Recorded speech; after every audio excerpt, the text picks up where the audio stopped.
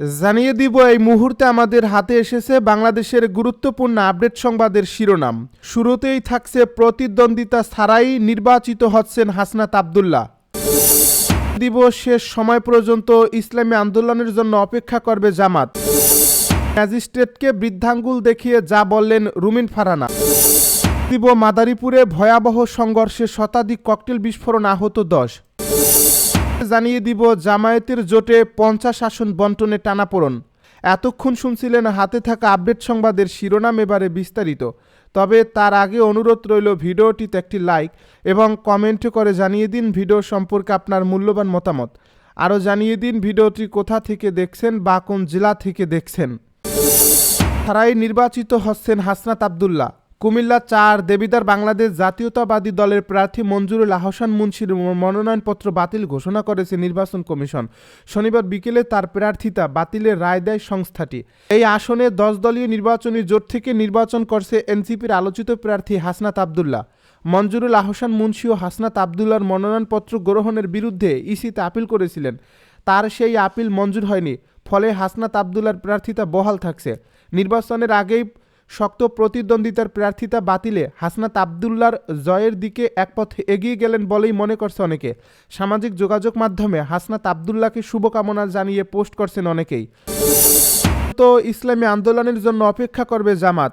বাংলাদেশ জামায়াতে ইসলামী মনোনয়ন প্রত্যাহার পর্যন্ত ইসলামী আন্দোলনের জন্য অপেক্ষা করবে বলে জানিয়েছেন দলটির সহকারী সেক্রেটারি জেনারেল এহসানুল মাহবুব জুবায়ের।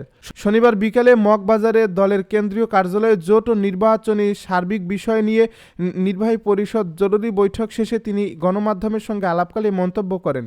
এহসানুল মাহবুব জুবায়ের বলেন, 10 দলীয় জোটে এখনও 47 আসন ফাঁকা রয়েছে। লিয়াজু কমিটি সেটি তদারকি করছেন। সমঝোতা চূড়ান্ত হলে গণমাধ্যমে জানানো হবে। তিনি আরও বলেন, সমঝোতার দুয়ার খোলা রয়েছে সবার জন্য। তিনি বলেন, নির্বাচনকে সামনে রেখে জামায়াতে ইসলামী একটি ম্যানিফেস্টো বা ইস্তেহার তৈরি করছে, যা সুবিধাজনক সময় প্রকাশ করা হবে। তিনি জানান, আগামী 22 জানুয়ারি আনুষ্ঠানিকভাবে ঢাকা থেকে নির্বাচনী প্রচারণা শুরু হবে। এরপরে সফর যাবে দেশের নানা জেলায়। এতে অংশ নেবেন জামায়াতের আমিরসহ কেন্দ্রীয় নেতৃবৃন্দ। সাংবাদিকদের প্রশ্নের জবাবে এহসানুল মাহবুব জুবায়ের বলেন, আজকের এই বৈঠকে 19টি মৌলিক বিষয় নিয়ে আলোচনা হচ্ছে। বৃদ্ধাঙ্গুল দেখিয়ে যা বললেন রুমিন ফারহানা। ব্রাহ্মণবাড়িয়া 2 আসনের স্বতন্ত্র প্রার্থী রুমিন ফারহানার মত বিনিময় সভায় হঠাৎ গিয়ে হাজির হন নির্বাহী হাকিম, যা দেখে চটে যান স্বতন্ত্র এ প্রার্থী। এ অভিযানে আসা ভ্রাম্যমাণ আদালতের নির্বাহী হাকিমের সঙ্গে বাকবিতণ্ডায় জড়ান দলের সিদ্ধান্তের বাইরে নির্বাচনে দাঁড়ানো বিএনপির বহিষ্কার হওয়া এই নেতা। ক্ষিপ্ত হয়ে নির্বাহী হাকিমকে বৃদ্ধাঙ্গুল দেখানো হয়। তিনি বলেন, প্রতিদ্বন্দ্বী প্রার্থীদের ক্ষেত্রে কিছু করা না হলেও তাদের বেলায় বাধা দেওয়া হচ্ছে। শনিবার বিকালের সরাইলের নোয়াগাঁও ইউনিয়নের ইসলামাবাদ এলাকায় এই ঘটনা ঘটে। পরে মত বিনিময় সভা করে আচরণবিধির লঙ্ঘনের অভিযোগে নির্বাহী হাকিম শাহরিয়া হাসান খানের ভ্রাম্যমাণ আদালত রুমিন ফারহানাকে 40,000 টাকা জরিমানা করে। পরে তার সমর্থক এবং মোহাম্মদ জুয়েল জরিমানার টাকা পরিশোধ করেন। ভ্রাম্যমাণ আদালতের সঙ্গে রুমিনের বাক বিতণ্ডার একটি ভিডিও সামাজিক যোগাযোগ মাধ্যমে ছড়িয়ে পড়েছে। এতে এই স্বতন্ত্র প্রার্থীকে বলতে শোনা যায়, excuse me sir, this is the last time I warning you. এ সময় নির্বাহী হাকিম শাহরিয়ার হাসান বলেন, আচরণবিধি লঙ্ঘন করলে তো আমরা ব্যবস্থা নেব। তখন রুমিন ফারহানা বলেন, সব জায়গায় হচ্ছে। পাশের একজন বলেন, আপনাদেরকে বৃদ্ধাঙ্গুলি দেখায়, কিছু বলতে পারেন না। তখন রুমিন বৃদ্ধাঙ্গুল দেখিয়ে বলেন, এই রকম দেখায় আপনাদেরকে, প্রশাসনে বসে আছেন, খোঁজ নেন। পাশের কর্মীদের সবাইকে চুপ থাকতে বলে রুমিন ফারহানা। তিনি বলেন, আজকে শুনছি, আঙুল তুলে বলে গেলাম, ভবিষ্যতে আর শুনবো না। আমি যদি না বলি এখান থেকে বের হতে পারবেন না স্যার, মাথায় রাখবেন। আমি রুমিন ফারহানা, কোনো দল লাগে না। ভ্রাম্যমাণ আদালত পরিচালনাকারী নির্বাহী হাকিম শাহরিয়ার হাসান খান bdnews24.com-কে বলেন, নির্বাচনী আচরণবিধির লঙ্ঘন হচ্ছে বিদায় রুমিন ফারহানাকে চলে যেতে বলা হয়। উনি যাওয়ার সময় উত্তেজিত হয়ে পড়েন। আচরণবিধির লঙ্ঘনের অভিযোগে জরিমানা করা হয়েছে। ভয়াবহ সংঘর্ষে শতাধিক ককটেল বিস্ফোরণ, আহত 10। মাদারীপুরের শ্রমিক দলের সভাপতি শাকিল মুন্সি হত্যার জের ও আধিপত্য বিস্তার নিয়ে দুপক্ষের সংঘর্ষে অন্তত 10 জন আহত হয়েছেন। এ সময় শতাধিক ককটেলের বিস্ফোরণে শহরে উত্তেজনা তৈরি হয়েছে। শনিবার দুপুর 1টা থেকে বিকেল 4টা পর্যন্ত 3 ঘণ্টা ধরে শহরের 2 নং ওয়ার্ডের নতুন মাদারীপুর এলাকায় এ ঘটনা ঘটে। পরে পুলিশ, র্যাব ও সেনা সদস্যরা গিয়ে পরিস্থিতি নিয়ন্ত্রণে আনে। তবে সন্ধ্যার পর থেকে ওই এলাকায় থমথমে পরিস্থিতি বিরাজ করছে। ঘটনাস্থল থেকে দেশীয় অস্ত্র উদ্ধার এবং এবং নূর ইসলাম হাওলাদার নামে একজনকে আটকের তথ্য দিয়েছে পুলিশ। মাদারীপুরের অতিরিক্ত পুলিশ সুপার জাহাঙ্গীর আলম বলেন, স্থানীয় দুই পক্ষের আধিপত্য নিয়ে দীর্ঘদিন ধরে ছোটখাটো ঘটনা ঘটলেও শনিবার তা বড় আকার ধারণ করে। দেশীয় অস্ত্রশস্ত্র নিয়ে সংঘর্ষে জড়ায় দুই পক্ষ। এ খবর পেয়ে পুলিশ গিয়ে পরিস্থিতি নিয়ন্ত্রণে আনে এবং যৌথ অভিযান চালিয়ে বেশ কিছু দেশীয় অস্ত্র উদ্ধার করে।